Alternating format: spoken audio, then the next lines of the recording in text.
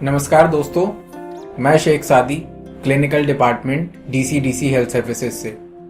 आज का हमारा चर्चा का विषय है एवी फिस्टुला की कैनुलेशन तकनीक। एवी फिस्टुला को हीमोडायलिसिस के लिए वैस्कुलर एक्सेस के रूप में प्राथमिकता दी जाती है। दुर्भाग्य से अनुचित तकनीकों की वजह से इसमें कुछ जटिलताएं और विफलता आ सकती है। कुछ जटिलताएं जैसे वेनस स्टेनोसिस, थ्रोम्बोसिस, एन्यूरिज्म और इन्फिल्ट्रेशन। इन्फिल्ट्रेशन, जिसको आमतौर पर काउंटर हो जाने के नाम से जाना जाता है, जिसमें सुई नस में ना लगकर पास के ऊतकों या टिश्यूज में लग जाती है। केवल इन्फिल्ट्रेशन की वजह से मरीज को कई परेशानियों का सामना करना पड़ सकता है। आज के इस विषय में हम नीडल के गुणों, तकनीकों और कुछ विशेषताओं के बारे में जानेंगे, जिससे हम मरीजों को और बेहतर केयर दे सकते हैं और एवी फिस्टुला की और अच्छे से देखभाल कर सकते हैं। एवी फिस्टुला नीडल या सुई के गुणों की बात करते हुए पहला गुण है नीडल का प्रकार। नीडल के प्रकार के लिए आमतौर पर हमारे पास दो तरह की सुइयां उपलब्ध होती हैं, एक पैने सिरे वाली, दूसरी गोलाकार सिरे वाली। नेशनल किडनी फाउंडेशन की सलाह अनुसार हमें पैने सिरे वाली नीडल्स का इस्तेमाल करना चाहिए। दूसरा गुण है नीडल गेज। नीडल गेज सुई के भारी व्यास के बारे में बताता है। आमतौर पर हमारे पास 14 गेज से लेकर 18 गेज तक की सुइयां उपलब्ध होती हैं। ध्यान देने योग्य बात यह है कि जैसे जैसे गेज का साइज इंक्रीज होता है, वैसे उसका डायमीटर या व्यास कम होता है। इसका मतलब 14 गेज की सुई का व्यास सबसे ज्यादा और 18 गेज की सुई का व्यास सबसे कम होगा।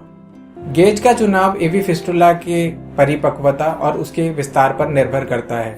शुरुआती कुछ कैनुलेशंस को छोड़ दें तो कोई भी ऐसी गाइडलाइन नहीं है जो स्पेसिफिक गेज के इस्तेमाल को रिकमेंड करती है, परंतु यह जरूर है कि needle gauge blood flow rate को मैच करती हो। जैसा कि आप इस टेबल में देख सकते हैं कि 17 गेज की सुई 300 ml से ज्यादा का ब्लड फ्लो प्रोवाइड नहीं कर सकती। यदि आपको 350 ml पर मिनट से ज्यादा का ब्लड फ्लो चलाना है तो उसके लिए आपको 15 गेज की सुई का इस्तेमाल करना होगा। तीसरा गुण है सुई की लंबाई। सुई की लंबाई का चुनाव इस बात पर निर्भर करता है कि एवी फिस्टुला की गहराई कितनी है। आमतौर पर एवी फिस्टुला की गहराई 0.4 to 1 सेंटीमीटर होती है, जिसके लिए हम 1 इंच की सुई का इस्तेमाल करते हैं। यदि कोई फिस्टुला बहुत गहराई पर सिचुएटेड है, जिसकी गहराई 1 सेंटीमीटर से भी ज्यादा है, उसके लिए हम 1.25 इंचेस की सुई का इस्तेमाल कर सकते हैं। यदि कोई फिस्टुला त्वचा के ऊपरी भाग में सिचुएटेड है, उसके लिए हम शॉर्टेस्ट नीडल का इस्तेमाल कर सकते हैं ताकि वह इन्फिल्ट्रेशन कॉज ना करे। फिस्टुला बनाने के लिए चुनाव का स्थान। सामान्यतः फिस्टुला गैर प्रमुख हाथ के निचले भाग में बनाया जाना चाहिए। 3 प्रकार के फिस्टुला जो आमतौर पर बनाए जाते हैं: रेडियोसेफेलिक फिस्टुला, दूसरा ब्रेकियोसेफेलिक फिस्टुला, तीसरा ब्रेकियोबैसिलिक फिस्टुला। कैनुलेट करने से पहले फिस्टुला का आकलन करना जरूरी है, जिसमें हम फिस्टुला में लालपन, इन्फेक्शन, कोई इन्फिल्ट्रेशन या सूजन तो नहीं है। हम फिस्टुला को चेक करते हैं कि उसमें थ्रिल है और ब्रूट है। ऑस्कल्टेट हम करते हैं with the help of stethoscope, जिसमें हम फिस्टुला की साउंड और डायरेक्शन ऑफ ब्लड फ्लो सुनते हैं। कैनुलेशन तकनीक। कैनुलेशन तकनीक के लिए हम रूल ऑफ 6 फॉलो करते हैं, जो हमें बताता है कि त्वचा से 6 मिलीमीटर की गहराई पर सिचुएटेड हो, उसको मैच्योर होने में 6 वीक्स का टाइम लगे, आर्टीरियल और वीनस नीडल के बीच में गैप 6 सेंटीमीटर का हो, अनास्टमोसिस साइड से 6 सेंटीमीटर दूरी पर कैनुलेट हो।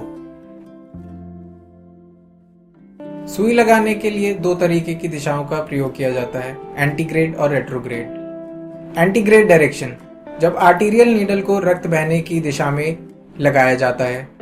रेट्रोग्रेड, जब आर्टीरियल नीडल को अनास्टमोसिस की डायरेक्शन में लगाया जाता है। सुई लगाने से पहले यह सुनिश्चित करना जरूरी है कि हम फिस्टुला को स्थिर और स्टेबलाइज कर लें, जिसके लिए हम 3 पॉइंट टेक्निक का इस्तेमाल करते हैं। इसके तहत हम अपनी 4 फिंगर और थंब यानी अंगूठे का इस्तेमाल करते हैं। इसमें हम त्वचा को कैनुलेटर की तरफ, त्वचा की 2 लेयर्स एपिडर्मिस और डर्मिस को दबाते हुए कैनुलेटर की तरफ खींचते हैं और सुई लगाते हैं। इसकी वजह से आसानी से कैनुलेशन होता है और पेशेंट को दर्द भी कम होता है। एंगल ऑफ इंसर्शन, हमें कितने डिग्री के एंगल पर सुई लगानी चाहिए? सामान्यतः 20 से 35 डिग्री के एंगल पर हमें सुई लगानी चाहिए। परंतु ये रूल ऑफ थंब नहीं है।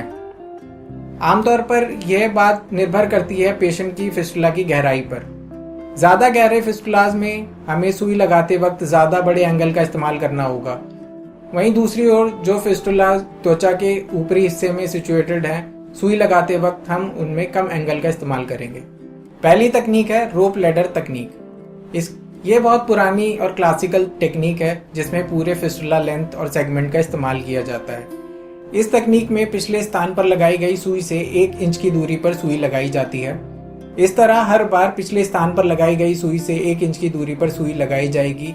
ये तब तक किया जाएगा जब तक पूरे फिस्टुला सेगमेंट का इस्तेमाल नहीं हो जाता।